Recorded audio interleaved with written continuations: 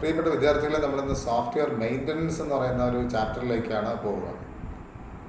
സ്വാഭാവികമായിട്ട് നിങ്ങൾ കേട്ടിട്ടുണ്ടല്ലേ, മെയിൻ്റനൻസ് എന്ന് പറയുന്ന വാക്ക് സാധാരണ ഉപയോഗിക്കുന്ന ഒരു വാക്കാണ്. അതായത് ഒരു സാധനം മേടിച്ചു കഴിഞ്ഞാൽ അതിനകത്ത് എററുകൾ ഉണ്ടാകുക സ്വാഭാവികമാണ്. ഒരു കസ്റ്റമർ സാധനം മേടിച്ചു കഴിഞ്ഞാൽ അത് മെയിൻ്റനൻസ് പീരിയോഡിക്കലായിട്ട് മെയിൻ്റെയിൻസ് ചെയ്യുക എന്ന് പറഞ്ഞാൽ അനിവാര്യമാണെന്ന് കാണാനായിട്ട് കഴിയും. നമ്മൾ വളരെ ഒരു ചെറിയ ചാപ്റ്ററാണ്, വളരെ കുറച്ച് കാര്യം മാത്രമേ ഈ ചാപ്റ്ററിൽ നമുക്ക് പഠിക്കാനായിട്ടുള്ളൂ. പലതരം എന്താണ് സോഫ്റ്റ്വെയർ മെയിൻ്റനൻസ് എന്നും പലതരം മെയിൻ്റനൻസുകൾ ഏതൊക്കെയാണ്. സോഫ്റ്റ്വെയർ എഞ്ചിനീയറിംഗ് എന്ന് പറയുന്ന ഒരു കൺസെപ്റ്റ് കൂടെ ഇൻട്രൊഡ്യൂസ് ചെയ്തിട്ട് നമ്മൾ ഈ ചാപ്റ്റർ തീർക്കും. വളരെ ചെറിയതും മനസ്സിലാക്കാൻ ലളിതവുമായിട്ടുള്ളൊരു ചാപ്റ്റർ. സോഫ്റ്റ്വെയർ മെയിൻ്റനൻസ് യഥാർത്ഥത്തിൽ എന്തിനാണെന്ന് ചോദിച്ചു കഴിഞ്ഞാൽ, ഒരു സോഫ്റ്റ്വെയർ പ്രോഡക്റ്റിൽ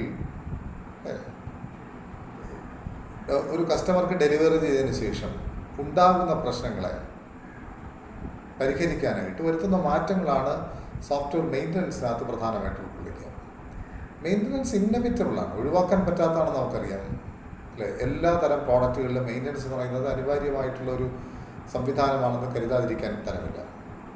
എന്നിരുന്നാലും സാധാരണ കൂടുതൽ പ്രോഡക്റ്റുകളും മെയിൻ്റനൻസ് വരാറുണ്ട് അല്ലേ. മെയിൻ്റനൻസ് വരാറുണ്ട്, ഇന്നവിറ്റബിൾ ആണെങ്കിലും ഒഴിച്ചുകൂടാനാവാത്തതാണെങ്കിലും മെയിൻ്റനൻസ് വരാറുണ്ട്. കാരണം എന്ന് പറഞ്ഞു കഴിഞ്ഞാൽ due to wear and tear cost by the user. തേയ്മാനം സംഭവിക്കാൻ നമുക്ക് അതൊരു ഒരേ സാധനം കുറേ കാലം ഉപയോഗിച്ച് വരുമ്പോൾ സ്വാഭാവികമാണ്. എന്തൊരു സാധനമാണെങ്കിലും, നിങ്ങൾ ഉപയോഗിക്കുന്ന പേനയാണെങ്കിലും ഷർട്ടാണെങ്കിലും ലാപ്ടോപ്പ് ആണെങ്കിലും വില കൂടിയതും വില കുറഞ്ഞതുമാണെങ്കിലും കാലപ്പഴക്കം കൊണ്ട് ഉപയോഗം കൊണ്ട് അതിന് മെയിൻ്റനൻസ് അനിവാര്യമായി വരും, അതിൽ പ്രശ്നങ്ങൾ ഉണ്ടാകും എന്നുള്ളൊരു തർക്കമുണ്ട്. എന്നാൽ മറ്റൊരു തലത്തിൽ നോക്കിക്കഴിഞ്ഞാൽ സോഫ്റ്റ്വെയർ പ്രോഡക്റ്റിനെ സംബന്ധിച്ചിടത്തോളം ഡു നോട്ട് നീഡ് മെയിൻ്റനൻസ് എന്ന് നമുക്ക് തോന്നും. കാരണം അതിനകത്തൊരു തേയ്മാനം സംഭവിക്കുന്നില്ല അല്ലേ. അത്തരത്തിലുള്ള പ്രശ്നങ്ങളൊന്നും സോഫ്റ്റ്വെയർ പ്രോഡക്റ്റ് ഇല്ലെന്ന് ചിലപ്പോൾ നമ്മൾക്ക് തോന്നിയിരിക്കാം. പക്ഷേ അവയ്ക്ക് മെയിൻ്റനൻസ് അനിവാര്യമാണ്. കാരണം ചില സമയത്ത് ചില സാഹചര്യങ്ങൾ കൊണ്ടുണ്ടാകുന്ന ചില എററുകൾ ഉണ്ടാകും. നമ്മുടെ ദൃഷ്ടിയിൽ പെടാത്ത ചില പ്രശ്നങ്ങൾ കണ്ടായിരിക്കാം. പിന്നെ ഒരു സോഫ്റ്റ്വെയർ നമ്മൾ കുറേ കാലം ഉപയോഗിച്ച് വരുമ്പോൾ അതിനകത്തൊരു എൻഹാൻസ്മെൻറ്റ്, ഒരു കൂട്ടിച്ചേർക്കൽ നമുക്ക് അനിവാര്യമായിട്ട് വരുന്നു. പിന്നെ അതുപോലെ തന്നെ ഒരു പ്ലാറ്റ്ഫോമിൽ നിന്ന് വേറൊരു പ്ലാറ്റ്ഫോമിൽ മാറ്റേണ്ട സാഹചര്യങ്ങൾ ഉണ്ടാകും. നമ്മളൊരു വിൻഡോസിലൊക്കെ ഒരു സിസ്റ്റം ലിനക്സിലേക്ക് മാറ്റേണ്ടതായിട്ടുള്ള സാഹചര്യമൊക്കെ ഉണ്ടാകുന്ന സമയത്ത് അത്തരത്തിലുള്ള മെയിൻ്റനൻസ് അത്യാവശ്യമായിട്ട് വരുന്നു. എന്താണ് സോഫ്റ്റ്വെയർ മെയിൻ്റനൻസിൻ്റെ ക്യാരക്ടറിസ്റ്റിക്സ് എന്ന് നോക്കി കഴിഞ്ഞാൽ, അതിൻ്റെ പ്രത്യേകതകളെന്നൊക്കെ നോക്കി കഴിഞ്ഞാൽ, software maintenance becoming an important activity of A large number of organisation. ഏതൊരു ഓർഗനൈസേഷനെ എടുത്ത് പരിശോധിച്ച് കഴിഞ്ഞാൽ അവിടെ കാണാനായിട്ട് കഴിയും ഒരു പ്രധാനപ്പെട്ട ഒരു ആക്ടിവിറ്റി അല്ലെങ്കിൽ ഒത്തിരി എഫർട്ട് വേണ്ടി വരുന്ന ആക്ടിവിറ്റിയാണ് മെയിൻ്റനൻസ്. കാരണം ഒരു സോഫ്റ്റ്വെയർ ഉണ്ടാക്കി ആൾക്കാർക്ക് സപ്ലൈ ചെയ്ത് കഴിഞ്ഞാൽ എറർ കറക്റ്റ് ചെയ്യുകയും അവർക്ക് സപ്പോർട്ട് കൊടുക്കുകയും ചെയ്യുക എന്ന് പറയുന്നതും ഡെവലപ്പ് ചെയ്ത ആൾക്കാർ ഉത്തരവാദിത്വമായിട്ട് മാറുന്നു. നമ്മളൊരു ഉപകരണം വാങ്ങിക്കഴിഞ്ഞാൽ, ഒരു കാറ് മേടിച്ചു കഴിഞ്ഞാൽ അത് മെയിൻ്റനൻസ് നൽകാനായിട്ട് ഷോപ്പുകളില്ലെങ്കിൽ സ്വാഭാവികമായിട്ട് ആ വാഹനം വിറ്റുപോകത്തില്ല. When the hardware platform changes, the software product performs some low-level functions. അല്ലേ, ഹാർഡ്വെയർ പ്ലാറ്റ്ഫോം മാറുന്ന സമയത്ത് ഇപ്പോൾ സോഫ്റ്റ്വെയറിനെ സംബന്ധിച്ചിടത്തോളം ഇത് തമ്മിൽ കണക്റ്റഡ് ആണ്. ഹാർഡ്വെയർ സോഫ്റ്റ്വെയറും പ്ലാറ്റ്ഫോമും തമ്മിൽ കണക്റ്റഡ് ആണ്. അപ്പോൾ ഹാർഡ്വെയർ ചേഞ്ച് വരുത്തുന്ന സമയത്ത്, ഹാർഡ്വെയർ ഒരു പ്ലാറ്റ്ഫോമിൽ നിന്ന് വേറൊരു പ്ലാറ്റ്ഫോമിൽ പോകുന്ന സമയത്ത് സോഫ്റ്റ്വെയറിലും ആ മാറ്റങ്ങൾ ഉണ്ടാകും. അത് വലുതായിട്ട് ഉണ്ടായില്ല എങ്കിൽ സ്വാഭാവികമായിട്ടും സോഫ്റ്റ്വെയറിൻ്റെ പെർഫോമൻസ് കുറയാനും ചാൻസ് ഉണ്ട്. പക്ഷേ സോഫ്റ്റ്വെയർ ചില ലോ ലെവൽ ഫങ്ഷൻസ് ചെയ്താൽ മാത്രമേ ഈ ഹാർഡ്വെയർ ചേഞ്ചസുമായിട്ട് അഡാപ്റ്റ് ചെയ്യാനായിട്ട് കഴിയത്തുള്ളൂ. അപ്പോൾ അതുകൊണ്ട് തന്നെ അത്തരം ജോലികൾ മെയിൻ്റനൻസിൻ്റെ ഭാഗമായിട്ടാണ് നമ്മൾ കണക്കാക്കുന്നത്. whenever the support environment of software product changes, അതായത് സോഫ്റ്റ്വെയറിനെ സപ്പോർട്ട് ചെയ്യുന്ന ഒരു എൻവിറോൺമെൻറ്റിൽ മാറുന്ന സമയത്ത് സോഫ്റ്റ്വെയർ പ്രോഡക്റ്റ് ഒരു റീവർക്ക് അനിവാര്യമാകുന്നു. കാരണം പുതിയ ഇൻ്റർഫേസ് വരുന്നു, പുതിയ സാധനങ്ങൾ കണക്ട് ചെയ്യുന്നു. അപ്പോൾ ഒരു റീവർക്ക് അനിവാര്യമായിട്ട് വരുന്നു എന്ന് കാണാനായിട്ട് കഴിയും. അപ്പോൾ ഇത് നമ്മൾ പ്രത്യേകം ശ്രദ്ധിക്കേണ്ട കാര്യമാണ്. എൻവിറോൺമെൻറ്റിൽ ഉണ്ടാകുന്ന മാറ്റം സോഫ്റ്റ്വെയറിനെയും ബാധിക്കും. അപ്പോൾ ആ എൻവിറോൺമെൻറ്റുമായിട്ട് അഡ്ജസ്റ്റ് ചെയ്യാനായിട്ട് സോഫ്റ്റ്വെയർ ഉണ്ടാകേണ്ട മാറ്റങ്ങൾ അത് മെയിൻ്റനൻസിൻ്റെ ഭാഗമായിട്ട് നമ്മൾ കരുതണം. ഉദാഹരണമായിട്ട് software product mean need to be maintain with operating system changes അല്ലേ. ഞാൻ നേരത്തെ പറഞ്ഞു, ഓപ്പറേറ്റിംഗ് സിസ്റ്റം ചേഞ്ച് ചെയ്യുമ്പോൾ നമുക്ക് ഇത് അനിവാര്യമായിട്ട് വരുന്നത്. Thus every software product continues to evolve after its development through maintenance effort. അപ്പോൾ നമ്മൾ ഒരിക്കലും ഒരു സോഫ്റ്റ്വെയർ ഡെവലപ്പ് ചെയ്യുമ്പോൾ അത് പക്കായാണെന്ന് പറയാൻ പറ്റത്തില്ല. അത് കാലോചിതമായ മാറ്റങ്ങളിലൂടെ, ഡെവലപ്മെൻറ്റിലൂടെ പലതരം മാറ്റങ്ങൾ ഉണ്ടായിട്ടാണ് ഒരു ഫുൾ ഫ്ലെഡ്ജിലായിട്ടുള്ളൊരു സോഫ്റ്റ്വെയർ ആയിട്ട് അത് പരിണമിക്കുന്നത് എന്ന് നമ്മൾ മനസ്സിലാക്കേണ്ടിയിരിക്കുന്നു. 3 തരത്തിലുള്ള സോഫ്റ്റ്വെയർ മെയിൻ്റനൻസുകളാണ് നമ്മൾ ചർച്ച ചെയ്യുന്നത്. ടൈപ്സ് ഓഫ് മെയിൻ്റനൻസ് എന്ന് പറയും. അതിലൊന്നെന്ന് പറയുന്നത് കറക്റ്റീവ് മെയിൻ്റനൻസ്. വാക്കിൽ നിന്ന് തന്നെ നമുക്കറിയാം സോഫ്റ്റ്വെയർ മെയിൻ്റനൻസ് ഓഫ് ഇത് വിഭാവന ചെയ്യുന്നത് സോഫ്റ്റ്വെയറിലുള്ള ബഗ്ഗുകളെ, എററുകളെ റെക്ടിഫൈ ചെയ്യുക എന്നുള്ളതാണ്. നിങ്ങൾ കാണുന്ന സിസ്റ്റത്തിനകത്ത് നിങ്ങൾക്ക് നിങ്ങളുടെ കണ്ണിൽ ശ്രദ്ധയിൽപ്പെടുന്ന എററുകളെ കറക്റ്റ് ചെയ്യുന്ന ഒരു മെയിൻ്റനൻസ് ആണ് കറക്റ്റീവ് മെയിൻ്റനൻസ് എന്ന് പറയുന്നത്, അല്ലേ?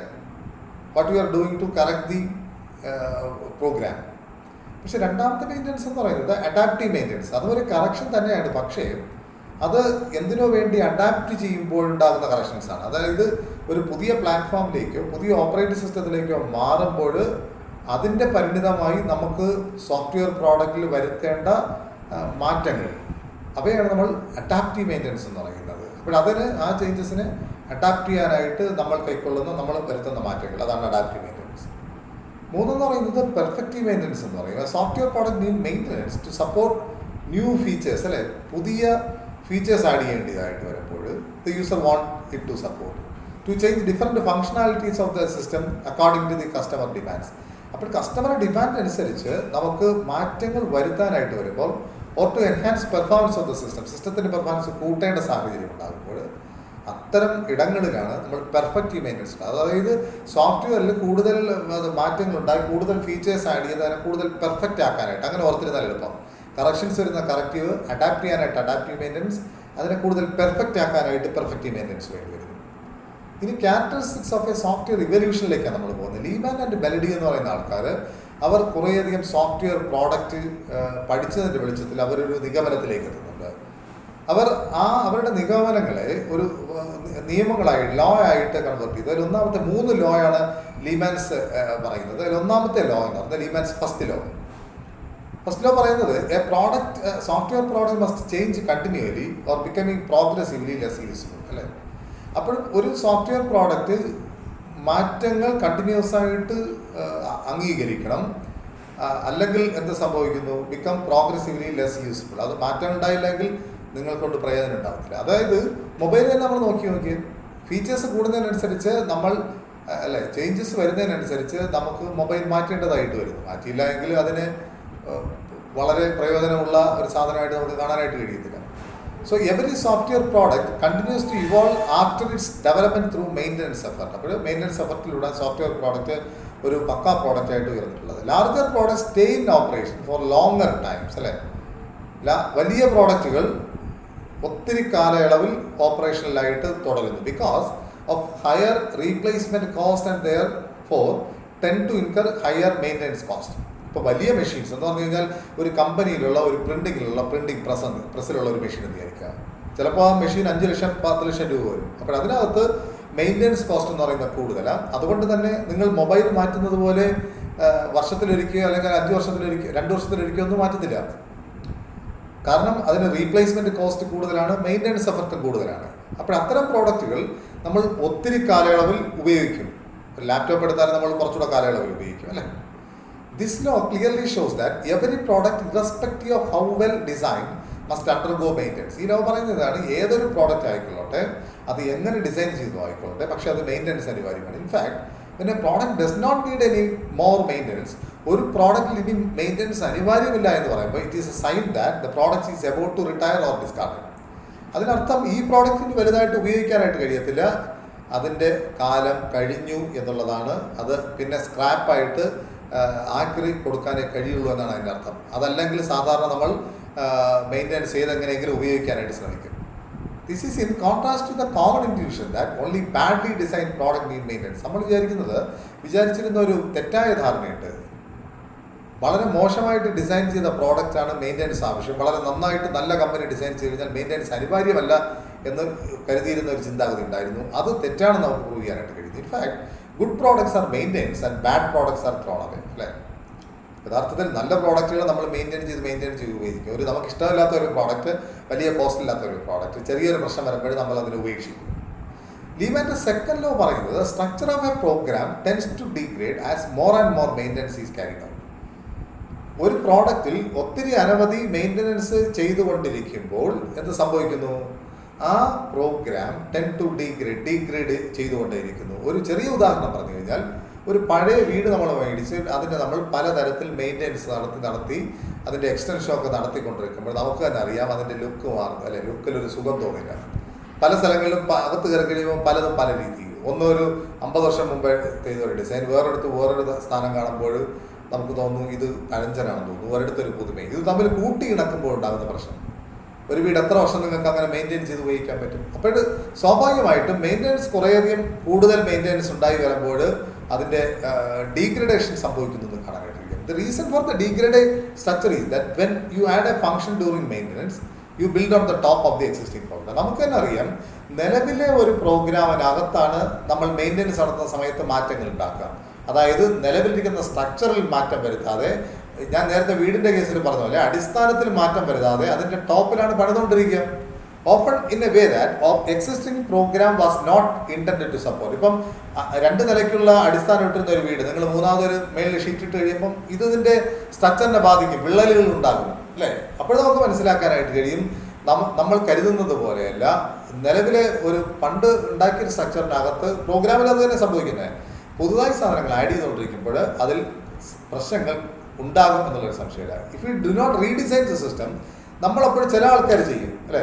ചില ആൾക്കാർ കണ്ടില്ലേ, പില്ലറൊക്കെ അഡീഷണൽ കൊടുത്തിട്ട് വീട് ചെയ്യും. അതായത് സ്ട്രക്ചർ കൊളാപ്സ് ആവാൻ ചാൻസ് ഉണ്ട്, അതുകൊണ്ട് എന്ത് ചെയ്യണം, നമ്മളൊന്നുകൂടെ റീഡിസൈൻ ചെയ്യണം. The additions will be more complex that they should be അല്ലേ? അത്തരത്തിൽ നിങ്ങൾ റീഡിസൈൻ ഒന്നുകൂടെ ചെയ്യുമ്പോൾ കുറച്ചുകൂടെ സിസ്റ്റം കോംപ്ലക്സ് ആയ അല്ലേ, കുറച്ചുകൂടെ റിജിഡായിട്ട് കുറച്ചുകൂടെ ബലമുള്ളതായിട്ട് മാറുന്നു എന്ന് കാണാനായിട്ട് കഴിയും. ലേമാൻസിന്റെ തേർഡിലാണ് പറയുന്നത്, over a program's lifetime, ഒരു പ്രോഗ്രാമിന്റെ ലൈഫ് ടൈമിനുള്ളിൽ is the rate of development is approximately constant. ഒരു പ്രോഗ്രാമിന്റെ ലൈഫ് സ്പാൻ എടുത്തു കഴിഞ്ഞാൽ റേറ്റ് ഓഫ് ഡെവലപ്മെന്റ് എന്ന് പറയുന്നത് അപ്രോക്സിമേറ്റ്ലി കോൺസ്റ്റന്റ് ആയിരിക്കും, തുല്യമായിരിക്കും. ഏതൊരു 1ാമത്തെ വർഷം എടുത്തു കഴിഞ്ഞാൽ അതിനൊരു മറ്റൊരു ഉദാഹരണം പറഞ്ഞു കഴിഞ്ഞാൽ, നമ്മളൊരു വെഹിക്കിൾ എടുക്കുന്നു, വെഹിക്കിളിനെ മെയിൻ്റെനൻസ് നടത്തി കഴിഞ്ഞാൽ നിങ്ങൾ എല്ലാ വർഷവും നടത്തുന്ന മെയിൻ്റെനൻസിന് വേണ്ടി ചിലവാക്കുന്നത് ഏകദേശം കോൺസ്റ്റന്റ് ആയിരിക്കും, നടത്തുന്ന മെയിൻ്റെനൻസ് ഏകദേശം കോൺസ്റ്റന്റ് ആയിരിക്കും എന്ന് പറയുന്നത്. The rate of development can be quantified in terms of lines of code written or modified. നമുക്ക് പറയാം, ഓരോ വർഷവും നിങ്ങൾ നടത്തുന്ന മെയിൻ്റെനൻസിനെ ലൈൻസ് ഓഫ് കോഡിലാണ് സോഫ്റ്റ്വെയറിനെ സംബന്ധിച്ചിടത്തോളം പറയാൻ കഴിയുക. അപ്പോൾ എത്ര ലൈൻ ഓഫ് കോഡ് ഒരു വർഷം ആഡ് ചെയ്തു, ഓൾമോസ്റ്റ് അത് ഈക്വൽ ആയിരിക്കും എന്നാണ് പറയുന്നത് ഓരോ വർഷം എടുത്തു കഴിഞ്ഞാൽ. Therefore, this law states that the rate at which the code is written or modified is approximately the same during development and maintenance. അപ്പോൾ അതിൽ നമുക്ക് ഒരു കാര്യം അനുമാനിക്കാം, ഡെവലപ്മെന്റ് ചെയ്യുന്ന സമയത്തും മെയിൻ്റെനൻസ് ചെയ്യുന്ന സമയത്തും എഴുതുന്ന കോഡിന്റെ എണ്ണം അല്ലെങ്കിൽ മോഡിഫൈ ചെയ്യുന്ന കോഡിന്റെ എണ്ണം എന്ന് പറയുന്നത് ഏകദേശം തുല്യമായിരിക്കും എന്നുള്ളതാണ്. ഇനി നമ്മൾ പോകുന്നത് അടുത്തൊരു ചെറിയൊരു കൺസെപ്റ്റിലേക്കാണ്, സോഫ്റ്റ്വെയർ റിവേഴ്സ് എഞ്ചിനീയറിംഗ് അല്ലേ? സോഫ്റ്റ്വെയർ റിവേഴ്സ് എഞ്ചിനീയറിംഗ് എന്ന് പറഞ്ഞാൽ നിങ്ങൾ ഇവിടെ നിലവിൽ സോഫ്റ്റ്വെയർ എഞ്ചിനീയറിംഗ് പഠിച്ചൊരു മെത്തേഡ് ഉണ്ട്. സോഫ്റ്റ്വെയർ അനാലിസിസ് നടത്തുന്നു, SRS പ്രിപ്പയർ ചെയ്യുന്നു, ഡിസൈൻ ചെയ്യുന്നു, കോഡിങ് ചെയ്യുന്നു. പക്ഷേ ഇവിടെ സോഫ്റ്റ്വെയർ റീ എഞ്ചിനീയറിംഗ് പറയുന്നത് is the process of recovering the design and requirement specification of A product from the analysis of its code. ഇവിടെ പറയുന്നത് പണ്ട് ആരോ എഴുതിയ ഒരു കോഡ് നിങ്ങൾക്ക് കിട്ടി, ആ കോഡ് നിങ്ങൾ വെച്ചിട്ട് റിവേഴ്സ് ആയിട്ട് നിങ്ങളുടെ പ്രോസസ്സ് പോയിട്ട് കോഡിൽ നിന്ന് ഡിസൈൻ കണ്ടുപിടിക്കുന്നു, ഡിസൈനിൽ നിന്ന് SRS എന്താണെന്ന് മനസ്സിലാക്കുന്നു, SRSൽ നിന്ന് അനാലിസിസിന്റെ റിപ്പോർട്ടുകൾ നമ്മൾ കണ്ടുപിടിക്കുന്നു, അല്ലെങ്കിൽ DFT കാര്യങ്ങളൊക്കെ നമ്മൾ കണ്ടുപിടിക്കുന്നു എന്നുള്ളതാണ്. അതായത് നിലവിൽ നമ്മൾ പോയിക്കൊണ്ടിരിക്കുന്ന ഒരു പാത്തിൽ തിരിച്ചു സഞ്ചരിക്കുന്നു. റിവേഴ്സ് എഞ്ചിനീയറിംഗ് എന്ന് പറഞ്ഞാൽ തിരിച്ചു നടക്കുന്നു എന്ന് അർത്ഥമുള്ളൂ. The purpose of reverse engineering is to facilitate maintenance work by improving the understandability of the system and to produce necessary documents for legacy system. പഴയ ഒരു സിസ്റ്റം കിട്ടിക്കഴിഞ്ഞാൽ ആ പഴയ സിസ്റ്റത്തിന്റെ ഡോക്യുമെന്റ് ഒന്നും കാണാനില്ല, അതിന്റെ ഡിസൈൻ ഒന്നും കാണാനില്ല.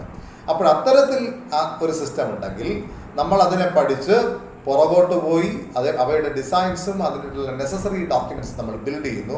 അതിൻ്റെ നേട്ടം എന്ന് പറഞ്ഞു കഴിഞ്ഞാൽ പിന്നെ മെയിൻ്റെനൻസിന് നമുക്ക് വളരെ എളുപ്പത്തിൽ ഈ ഡോക്യുമെന്റ്സ് ഉപയോഗിക്കാം എന്നുള്ളതാണ്. ഒരു പ്രാവശ്യം കഷ്ടപ്പെട്ട് കഴിഞ്ഞാൽ നമ്മൾ കണ്ടില്ലേ, പഴയ ആൾക്കാരുടെ ഫോട്ടോ ഒക്കെ എടുത്തിട്ട് അതിലൊക്കെ എഡിറ്റിംഗ് ഒക്കെ ചെയ്തിട്ട് റീക്രിയേറ്റ് ചെയ്ത്, ഇപ്പം പഴയ നിങ്ങളുടെ അപ്പൂപ്പൻ്റെ അമ്മൂമ്മയുടെ ഫോട്ടോ കിട്ടി, അതിൽ കുറേ അധികം പ്രശ്നങ്ങളുണ്ട് ആ ഫോട്ടോയിൽ. നമ്മൾ കുറേയൊക്കെ വരച്ച് ചേർത്ത് പഴയതിങ്ങനെ ആയിരിക്കും എന്ന് പ്രതീക്ഷിച്ച് ആ ഫോട്ടോ ഫില്ല് ചെയ്യുന്നത് പോലെ. അതായത് കോഡിൽ നിന്നും തിരിച്ചൊരു നടത്തം എന്ന് നമുക്ക് അനുമാനിക്കും. Reverse engineering is becoming important since legacy software product lakhs proper documentation and are highly unstructured. Legacy software പഴക്കം ചെന്ന ചില സോഫ്റ്റ്വെയർ അതിലുള്ള ഡോക്യുമെന്റേഷൻ പ്രോപ്പർ ആയിരിക്കണമെന്നില്ല, അതിൻ്റെ സ്ട്രക്ചർ കൃത്യമായിരിക്കണമെന്നില്ല. അവയിലൊക്കെ നമുക്ക് കാലോചിതമായി മാറ്റം വരുത്താൻ ഈ റിവേഴ്സ് എഞ്ചിനീയറിംഗ് സഹായിക്കും എന്നുള്ളതാണ്. Even well designed product become legacy software and their structure degrades through a series of maintenance effort. അപ്പോൾ നമുക്ക് ലെഗസി ആയിട്ടുള്ള സോഫ്റ്റ്വെയറിനെ, നമുക്ക് ഡിഗ്രേഡ് ചെയ്യപ്പെട്ടുള്ള സോഫ്റ്റ്വെയറിനെ നമുക്ക് മെയിൻ്റെനൻസ് ചെയ്യാനായിട്ട് ഇത് സഹായകമാകും എന്ന് കാണാനായിട്ട് കഴിയും. അതായത് കോഡിൽ നിന്ന് നിങ്ങളുടെ മോഡി സ്പെസിഫിക്കേഷൻ കണ്ടുപിടിക്കുന്നു, അതിൽ നിന്ന് ഡിസൈനിലേക്ക് എത്തുന്നു, അതിൽ നിന്ന് റിക്വയർമെന്റ് സ്പെസിഫിക്കേഷനിലേക്ക് പോകുന്നു. ഒരു തിരിഞ്ഞ് നടത്തുമെന്ന് കാണാം. First stage of reverse engineering usually focuses on carrying out cosmetic changes to the code to improve its readability, structure, understandability without changing of its functionality. Reverse എഞ്ചിനീയറിംഗിൻ്റെ ആദ്യത്തെ സ്റ്റേജ് എന്ന് പറയുന്നത് വലിയ വ്യത്യാസമൊന്നും വരുത്തുന്നില്ല, കോസ്മെറ്റിക് ആയിട്ടുള്ള ചേഞ്ചസ് അല്ലേ, ബ്യൂട്ടീഷ്യൻ നടത്തുന്ന ചില പുറം തൊലിയിൽ നടത്തുന്ന ചില ചേഞ്ചസ്, അതായത് റീഡബിലിറ്റി ഇമ്പ്രൂവ് ചെയ്യുന്നു, സ്ട്രക്ചർ മാറ്റുന്നു, അണ്ടർസ്റ്റാൻഡബിലിറ്റി കൂട്ടുന്നു, വിത്തൗട്ട് ചേഞ്ചിങ് ഫംഗ്ഷണാലിറ്റീസിലൊന്നും മാറ്റം വരുത്തുന്നില്ല. A way to carry out these cosmetic changes are shown in the figure. എങ്ങനെ നമുക്ക് നടത്താം എന്ന് നമുക്ക് കണ്ടുപിടിക്കും. It is called a process model. ഇതിനെ പറയുന്നതാണ് റിവേഴ്സ് എഞ്ചിനീയറിംഗിന്റെ പ്രോസസ് മോഡൽ എന്ന് പറയാം. കോഡിൽ നിന്ന് മോഡ്യൂൾ, മോഡ്യൂളിൽ നിന്ന് ഡിസൈൻ, ഡിസൈനിൽ നിന്ന് റിക്വയർമെന്റിലേക്ക്. ഈ after cosmetic changes have been carried out on the legacy software, the process of extracting code, design and requirement specification തുടങ്ങുന്നു. അതായത് പ്രോഗ്രാം റീഫോർമാറ്റ് ചെയ്ത് മീനിങ് ഫുൾ നെയിംസ് അസൈൻ ചെയ്യുന്നു, സിംപ്ലിഫൈങ് കണ്ടീഷൻസ്, അതിനകത്ത് ഉപയോഗിച്ചിരിക്കുന്ന കോഡിൽ നിന്നും കണ്ടീഷൻസ് ഒക്കെ സിംപ്ലിഫൈ ചെയ്യുന്നു, ആവശ്യമില്ലാതെ ഉപയോഗിച്ചിരിക്കുന്ന ഗോ ടു സ്റ്റേറ്റ്മെന്റ് ഒക്കെ റിമൂവ് ചെയ്യുന്നു, സിംപ്ലിഫൈങ് പ്രോസസിങ്.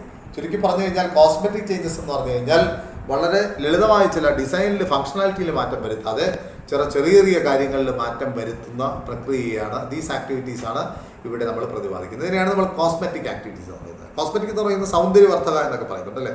നമ്മുടെ ഒറിജിനൽ ഷേപ്പും ഒറിജിനൽ കളറും ഒക്കെ വ്യത്യാസമായിരിക്കും, നമ്മളതിനെ വേറൊതായിട്ട് മാറ്റുന്നുള്ളതാണ്. അപ്പോൾ ഇവിടെ അതാണ് സ്ട്രക്ചറിൽ മാറ്റം വരുത്താതെ. മുഖത്ത് ഫേഷ്യൽ ചെയ്യുക എന്ന് പറഞ്ഞു കഴിഞ്ഞാൽ മുഖത്ത് വേറെ അല്ലേ രൂപം മാറ്റുക അല്ലെങ്കിൽ മൂക്കിൻ്റെ ഷേപ്പ് മാറ്റുക എന്നുള്ള അർത്ഥമല്ല.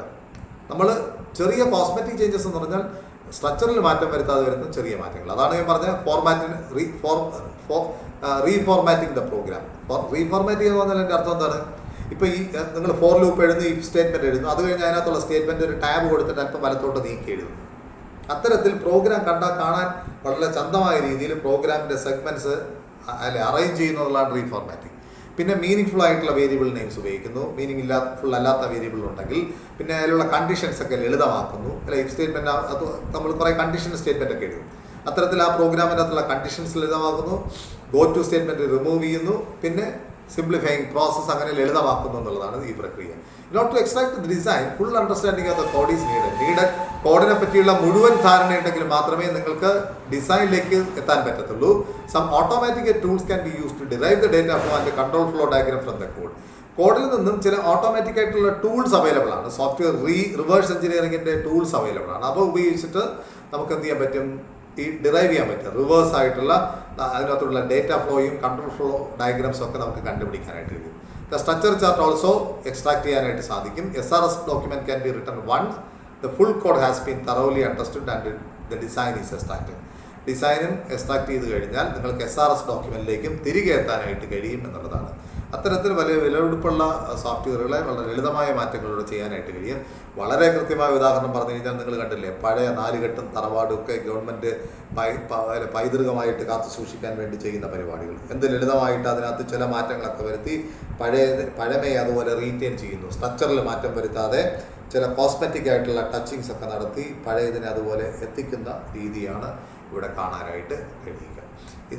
ഈ ചാപ്റ്റർ ഇവിടെ അവസാനിക്കുന്നു. ഇത്രയും മാത്രമേ ഇതിനകത്തുള്ളൂ. വളരെ ലളിതമായ ചാപ്റ്റർ. ചില ചോദ്യങ്ങൾ നിങ്ങൾക്ക് ഡയറക്റ്റായിട്ട് പ്രതീക്ഷിക്കാനായിട്ട് കഴിയും. വളരെ ശ്രദ്ധിച്ചു മനസ്സിലാക്കാനായിട്ട് കഴിയുക. Thank you so much.